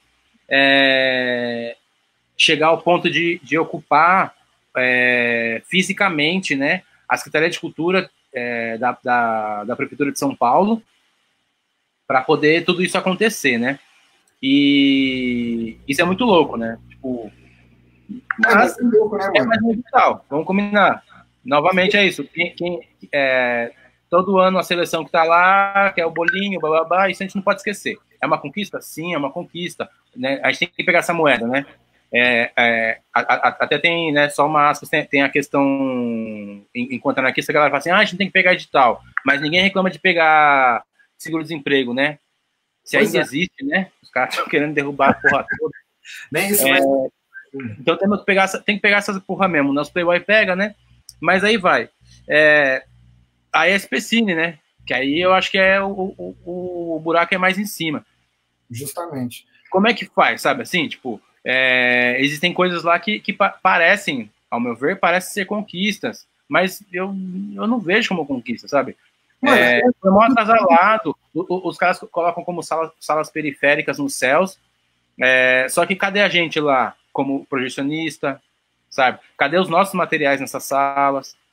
Né? Mano, é uma luta tão grande e de tanto tempo, velho, que, tipo, teria que ter umas 3 lives para falar de tudo isso, mas, assim, uma coisa, tentando ser o mais objetivo possível, é que a real é que, assim, mano, a gente tem uma abertura mais ou menos razoável quando a gente tem alguns governos menos autoritários. E aí, algumas das nossas lutas, das nossas pautas e da possibilidade de diálogo, ela é ampliada. Mas ela é ampliada até meio-dia também, mano. Então, assim, nessas horas, a gente muitas vezes até soube chegar lá, trocar ideia, fazer, conseguir uma lei de fomento, conseguimos vai 2, conseguimos um monte de coisa nessa lógica aí dos movimentos culturais e dessa pressão pública, que eu acho que em outros estados a lógica não muda muito também. É a galera fazendo pressão para essas coisas acontecerem e para essa grana que é nossa voltar de alguma forma. Agora, essas agências específicas de cinema, muitas vezes são coligadas com a mais alta classe de produtoras, assim, né, mano? Galera do alto escalão que surfa numa outra onda, tá ligado? E que a gente já brigou muitas vezes, na época lá do Coletivo de Vídeo Popular, a gente teve uma cadeira no Comitê Consultivo da SAV, mano. Você acredita que é isso? A nível difícil, né, velho? A nível nacional, a gente conseguia, de alguma forma, pautar algumas ações focadas no nosso público, no cinema periférico e tal. O que aconteceu? A gente conseguiu um edital naquela época, um edital, que esmirilhou, assim, produziu, era tipo 30, 40 mil, que foi distribuído em vários lugares do Brasil, com uma divisão zonal, assim, mó legal, bacana, foi produzido uma par de filme, acabou, fizeram uma única edição, não fizeram nunca mais. Isso também era governo de esquerda, mano. As salas dos céus foram produzidas em governos pseudo-esquerda também, e só que, isso que você falou, cadê a gente lá, cadê a nossa produção? Na época que os caras estavam fazendo, a gente fez uma reunião na SPCine, quem estiver assistindo aí pode recordar isso, tava o pessoal da agência Solano Trindade, tava nós, tava o pessoal do Cicas, tava o pessoal do Cine Campinho, tava um monte de gente aqui do cinema de quebrada de 1000 anos, aqui na luta nas quebradas de São Paulo. O que aconteceu? Os caras pegaram e falaram assim, mano, tem uma verba aqui, mas é para fomentar uma sala de cinema nos céus. Eu falei assim, mano, como assim nos céus, tiozão? O céu já tem estrutura, o céu tem projetor, tem sala. Por que não pega, por exemplo, a Casa de Cultura do Emboimirim, que até hoje tá largada, tá ligado? Lá agora começou a melhorar, teve uma última reforma, mas estava largada até uns tempos atrás que o porra de um vereador aí, que não vou nem falar o nome dele, foi lá e falou que fez um teatro, e nem era um teatro, ergueu 4 paredes, pôs um telhado e pintou as paredes de preto. Não tinha cadeira, não tinha projetor, não tinha luz, não tinha porra nenhuma, mano. Ficou assim mocota. Quando vi essa história da SPCine, eu falei, por que não investe lá, já que tem que ser espaço público da prefeitura? Ah, não. Aí você vai ver que tem um monte de lobby atrás, tem questão de cada gerência, dos amiguinhos que tem que morder a sua moeda lá, cada um no seu lugar. E no final das contas, a gente dos coletivos que está miliano, carregando caixa nas costas, fazendo projeção nas vielas, nos becos, nos escadão, tudo com as espinhelas fodidas aí, não tem, tá ligado? Tipo, não teve nenhum tipo de apoio, né, nesse período. Teve essa coisa das salas, que falaram que ia passar nossos filmes, mas no final das contas tá passando filme nacional, que eu também acho importante. Tá passando Hollywood. Tio. Dos caras feitos, mesmo os filmes nacional que estão passando, é dos moleques que saiu da FAAP, tio, tá ligado? Não é nós. Não é o nosso cinema que tá lá. A gente não tem sequer uma sessão. E aí eu vou, desculpa aqui, Ju, teve o convite aí do Centro Cultural do Grajaú, mas eu vou falar um bagulho, um dado histórico também importante. O próprio Centro Cultural do Grajaú, ele foi construído a partir de uma luta nossa, mano. O NCA, na época o FACA, mó galera fez uma discussão com os caras, quando ainda tinha só a creche e uma salinha aqui, que era a Casa de Cultura, e falamos para os caras, mano, vocês vão construir uma sala de cinema, que eram os caras até do Centro Cineclubista de São Paulo. Ah, vamos construir, mas a gente vai ter que cobrar ingresso, porque senão a população acha que é oba-oba. A gente, o quê? Como assim, tio? Aí, depois de muito desenrolar, vimos que os caras estavam querendo cobrar, na verdade, também para morder uma moeda, e não era para fazer nada que precisasse da gestão, tá ligado? Os nossos filmes, até hoje, têm dificuldade de passar mesmo nesses lugares, mano. E quando passa, é de graça, não é pagando a gente, tá ligado? É tudo sucateamento, mas no final das contas precisa da nossa visualização, tá ligado? Desculpa aí, mas fiquei bravo nessa porra. Sim. Vamos seguir nas perguntas? Ó, a gente está aqui 1h16. Eu não sei se a gente tem um limite aqui pelo Centro Cultural aqui para sair, mas ainda tem conversa para rolar. Então, assim, eu vou pedir aí para a Luana me mandar uma mensagem aí me falando que hora que a gente tem que ir embora. E aí, porque ainda tem umas conversas que parece que tem umas perguntas a mais, né? Já tá rolando um fórum no próprio Facebook do Centro Cultural, né? A gente respondeu a pergunta aqui, teve uma pessoa que perguntou, deixa eu ver, Guilherme alguma coisa. A gente respondeu? Tem o Wagner Felipe. Wagner Felipe, não acredito em coincidência. Desde o início foi tudo programado para chegar onde estamos agora. Ei, Wagner, banda A aí, Grajaú. Posso citar a pergunta dele aqui? Salve, não sei quem é o Wagner, salve, Wagner. Ó, se esse debate todo que a gente está fazendo aqui, é a pergunta dele, se esse debate fosse pessoalmente, né, cara a cara, quantas pessoas teriam nesse debate? Agora ninguém, né, mano? Porque a gente está em isolamento.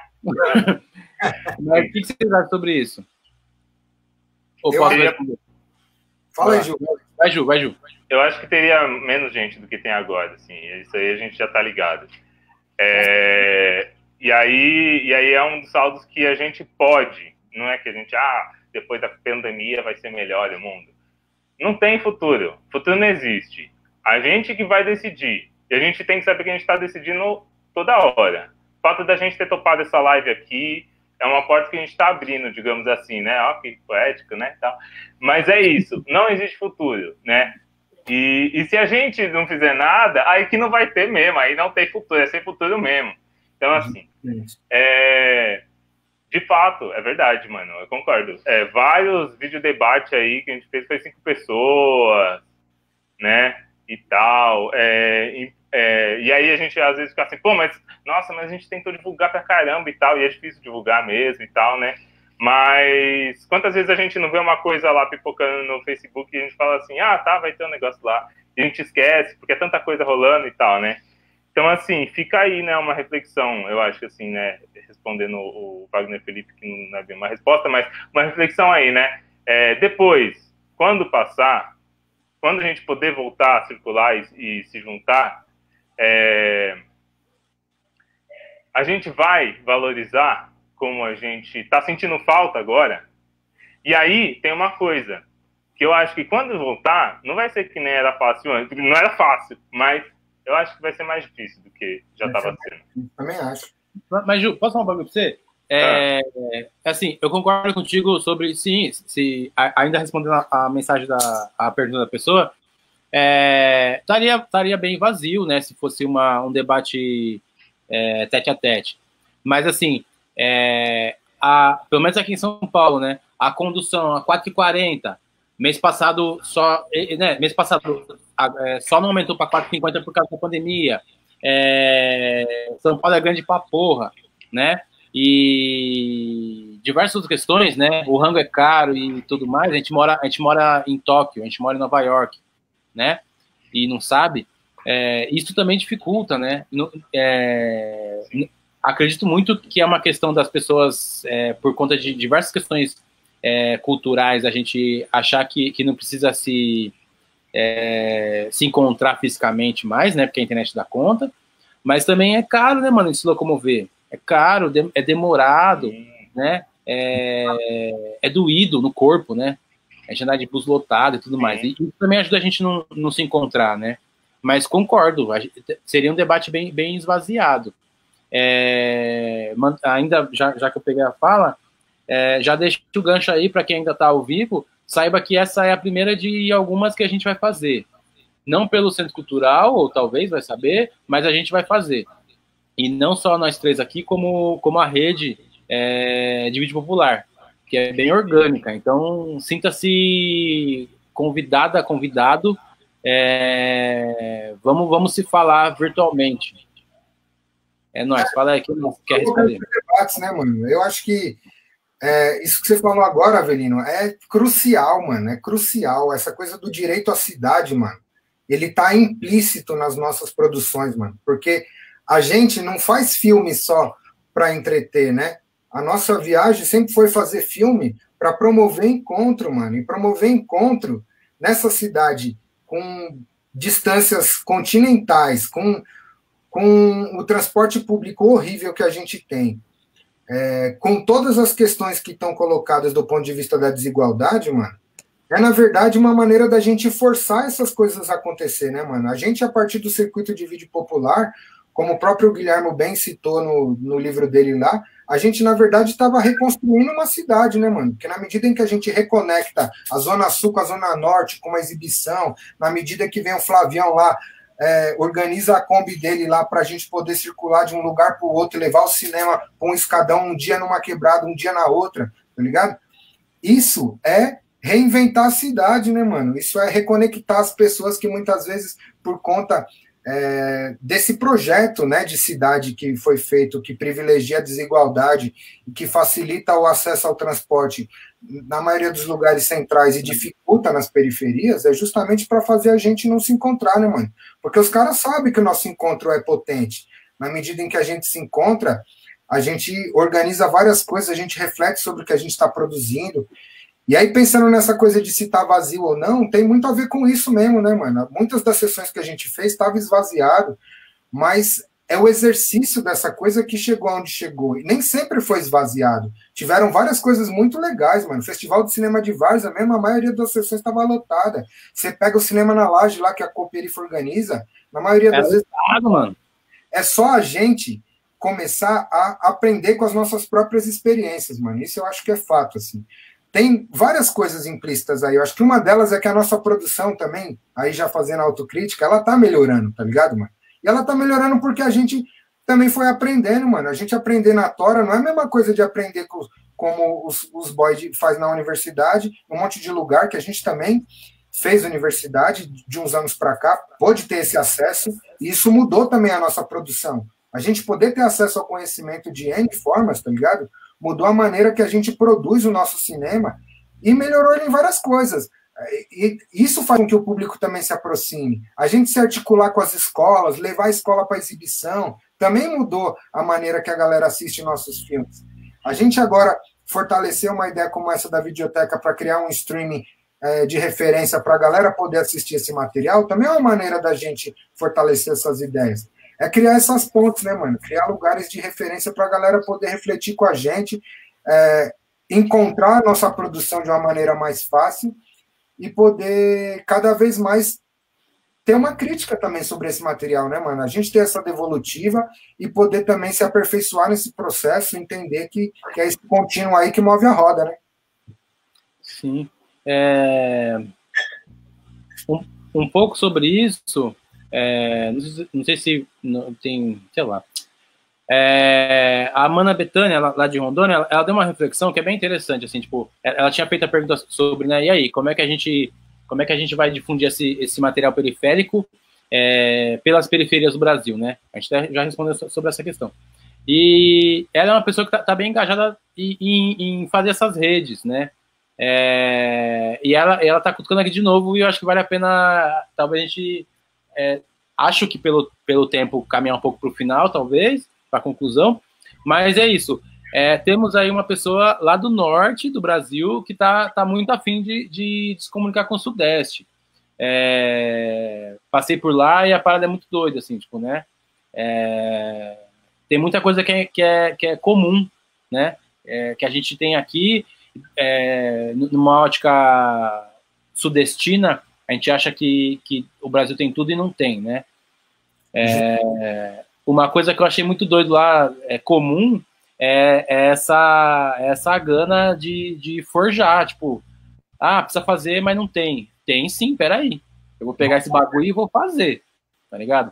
E tô citando essa mana e essa região como exemplo, porque é isso, diversos lugares tem, sabe? Tô vendo aqui um mano que a gente trampou junto, tá no Nordeste, salve Rodrigo. Também a galera forja pra porra, né, as coisas, e tem que forjar.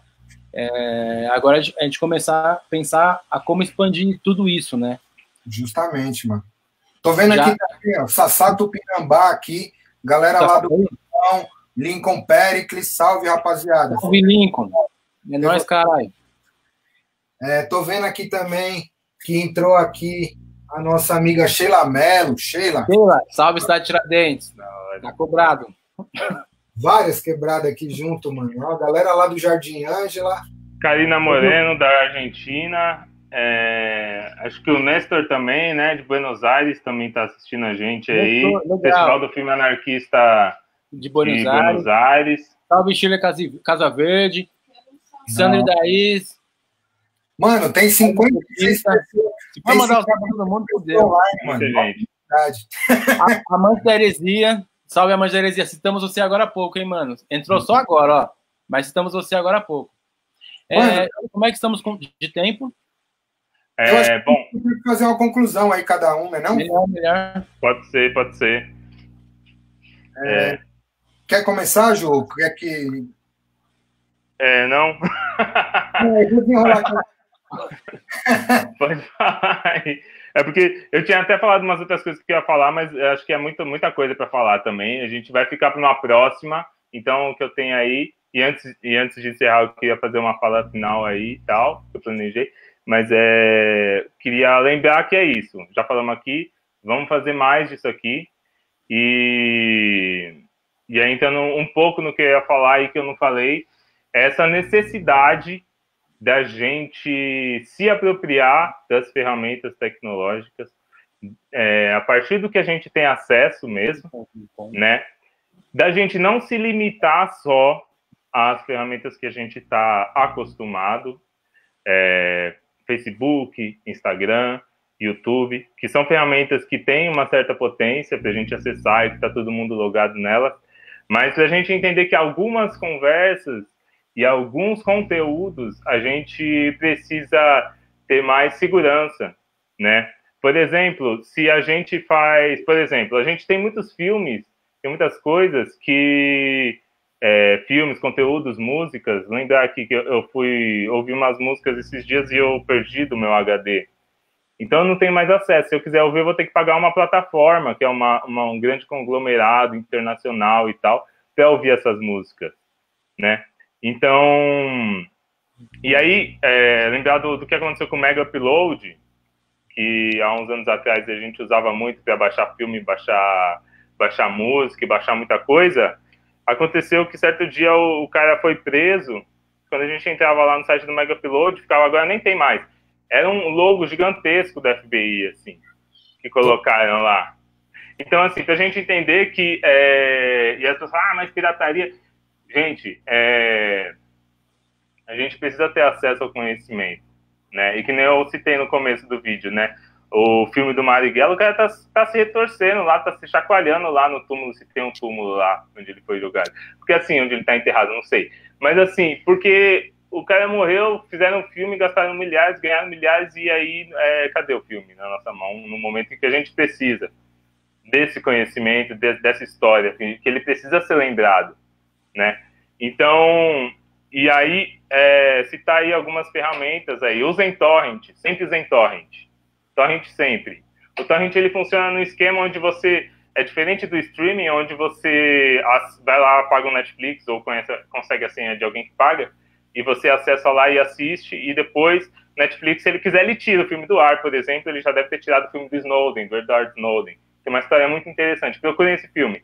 Snowden, Herói ou Traidor. Quem quiser esse filme, eu tenho aqui, eu posso passar também pela internet e tal. A gente trocar isso, a gente tem que começar a trocar mais. A gente tem a internet, ela evolui bastante.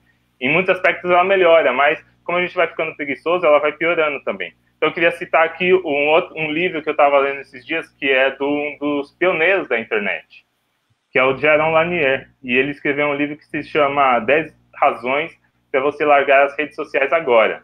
Então procurem na internet, esse livro é um livro curtinho para você baixar e ler. Se você não achar, manda mensagem para mim que eu mando também, que traz algumas reflexões, né, sobre as ferramentas, o uso da internet e o que está virando o uso da internet. E agora o próprio Snowden lançou uma entrevista aí, fez uma entrevista esses dias falando que a situação de vigilância na internet pode aumentar muito mais agora com essa coisa de tudo online depois da pandemia, né? E eu estava vendo aí umas discussões sobre a galera da educação, professores e professoras e tal, do quanto que isso vai ser usado, né? A gente estava até conversando isso aqui, né? Vai ser usado para vigilância das aulas, né? Essas parcerias aí, essas plataformas online. Então, a educação pública, nesse sistema aí que a gente está vivendo, nessa fase do capitalismo, ela tende a ficar cada vez menos pública e mais cerceada, a liberdade cada vez mais cerceada. Então, a gente tem que pensar em ferramentas, né? Então, eu citei o torrent de navegador. Pesquisem como que usa o Tor, por exemplo, que é uma navegação mais profunda na internet, onde tem menos rastreamento, né? E outras de trocas de mensagem, existem vários sistemas de trocar mensagem, por exemplo, o Pidgin, né? Se possível, usar Linux, né? É mais difícil. Então, tudo isso exige um certo estudo, né? Infelizmente, é coisa que às vezes a gente não tem tempo, não tem paciência para fazer. Mas queria pontuar aqui a necessidade da gente conhecer essas ferramentas. E, por exemplo, essa ferramenta que você citou aí, Dani, de uma nuvem onde a gente poderia arquivar nossas coisas. Isso necessitou que alguém estudasse para poder desenvolver isso e tudo mais, né? Então, assim, a gente entender que, mano, a gente tem que estudar muito, mano. A gente tem que estudar muito tecnologia para a gente poder se virar aqui, porque senão a gente vai estar muito na mão das grandes empresas, né? Por exemplo, esse vídeo que a gente está fazendo aqui, ele vai ficar online na página do Centro Cultural, né? Mas uma das coisas que eu já vou fazer é ver um esquema de já baixar ele e deixar ele arquivado comigo, porque a gente não sabe quanto tempo, né? Se mudar a gestão, se alguém não gosta, pode tirar. Então, tudo que você acha importante na internet, vai lá e baixa. Procura formas de baixar e de gravar e de arquivar, se possível, em alguns lugares seguros, né? Então, eu queria citar isso daí. Isso, já esqueci já. Mas porque eu tinha pensado em falar disso aí. Considerações finais, né? Era isso que eu queria tocar aí. Beleza. Legal. Quem vai? Para o ímpar. Pode ser. Falei pra caralho já. Então vai. Sei lá, tanta coisa que a gente falou. Mas assim, ó, rapidão. Só quem tá ao vivo aqui assistindo pelo Instagram, que entrou agora, a gente tá no Facebook na página do Facebook do Centro Cultural Grajaú, tá? Só para vocês entenderem. Corre para lá que já estamos concluindo, mas lá dá para assistir a conversa toda, que começou já há mais de uma hora. Eu vou tentar citar umas pessoas, umas organizações que a gente pegou como referência, inclusive, para o debate, né? Agradecendo, só citando mesmo, e foda-se, né? Pode falar foda-se? Foda-se. Anarcofilme, sem palavras, né? Estamos aí, caralho. Fabicine, Astúcia Filmes, Lincoln, família, caralho. Pessoal do Crua, irmão, Cavalo Marinho, Cine Becos, Zalica Produções, Destruindo no Bagulho, Boi Aberto. Inclusive, segunda-feira temos Companhia Boi Aberto ao vivo em algum lugar aí. Procurem. Companhia Boi Aberto. Depois nos comentários aí. Se tiver online, avisa aí, manda aí para nós. Legal. Inclusive, cobrem referências que o Ju pôs aí de leitura, cobrem o Juliano. Vamos botar nos comentários depois, gente. Muita referência. Mundo em Foco, Salve Zona Leste. APAN, todos da APAN. Os profissionais do audiovisual negro. Salve, Leandro. Leandro Distro. Eu não sei falar, o North Records. Primeiro Andar Estúdio, Odum Produções, Amante da Heresia, irmãozão sempre com a gente. E diversas pessoas que... Sim, diversas pessoas que não são diretamente do audiovisual, mas estiveram online, estão online. Queria agradecer, certo? Tivemos várias regiões do Brasil aqui, ó. Do que eu olhei, a gente teve Sudeste, Centro-Oeste, Nordeste, Norte. Eu não vi o pessoal do Sul, mas tudo bem também. Deve ter gente aí. Argentina, tinha diversas pessoas da Argentina, pessoas do México.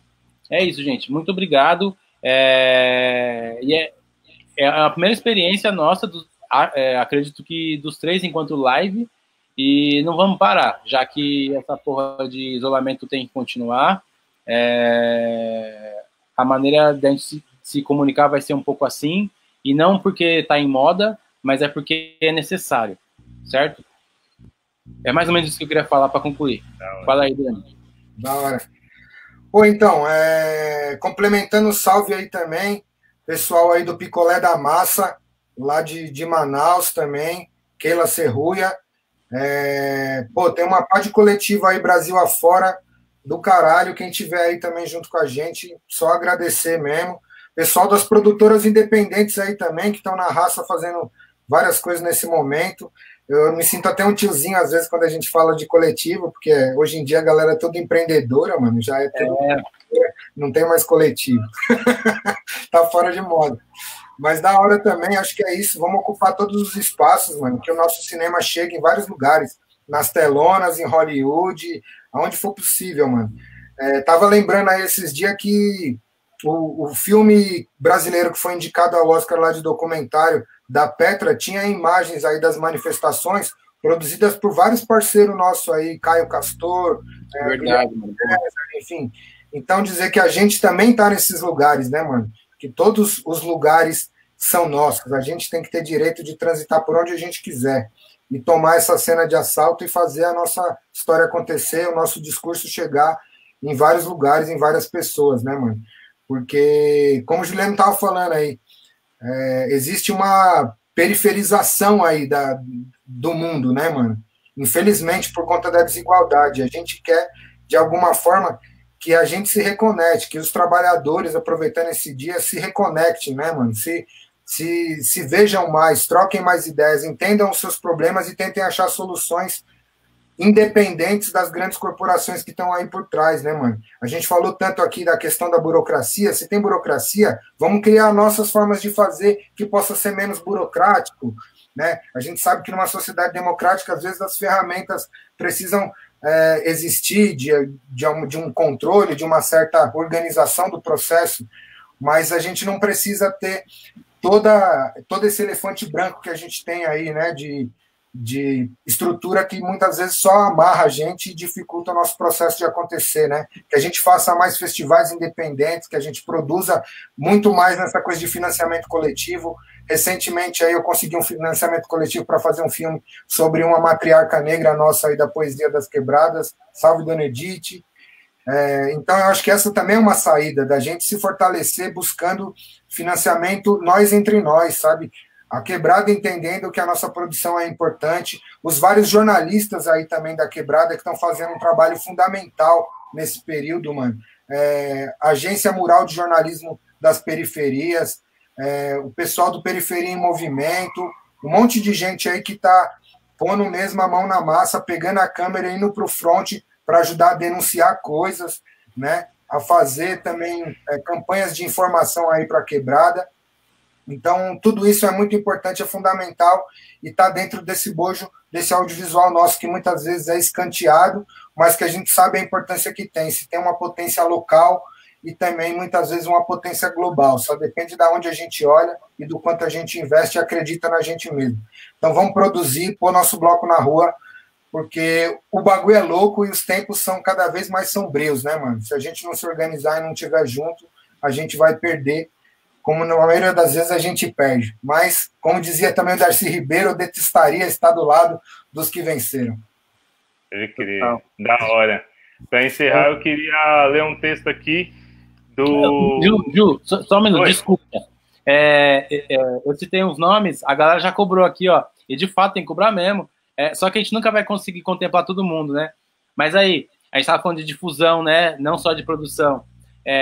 Salve Cine Escadão, salve Cicas, salve Sinfonia de Cães, antigo Projeto Germinal, né? Josimas, Andressa, galera que manteve durante vários anos cineclubes pelas regiões de São Paulo, né? Vai lá, Cine Campinho. Cine Campinho. Da hora. E eu queria, para encerrar aqui, enfim, agradecer todo mundo aí que contribuiu aí, que assistiu, e nós três aqui, que estava aqui, e o convite e tudo mais. E citar um textinho aqui do Emílio Gernari, acho que é Emílio Gernari o nome dele, enfim, sobre o movimento zapatista, que é uma das grandes referências ainda, né, de luta e de resistência no mundo, né, de um movimento periférico, né, um movimento que continua criando sua autonomia e enfrentando o capitalismo através das várias mudanças que o capitalismo vem fazendo, né. Enfim, quem quiser conhecer mais, pesquisem sobre o movimento zapatista, vale muito a pena conhecer um pouquinho quem não conhece. E aí queria citar aqui um texto deles que é o seguinte: é muito simples ser um soldado que quer que os soldados não existam mais. Basta responder com firmeza ao pedacinho de esperança que os outros, aqueles que não têm nada, aqueles que terão tudo, depositam em cada um de nós. Por eles e por aqueles que partiram durante a caminhada, por esta ou aquela razão, todas injustas.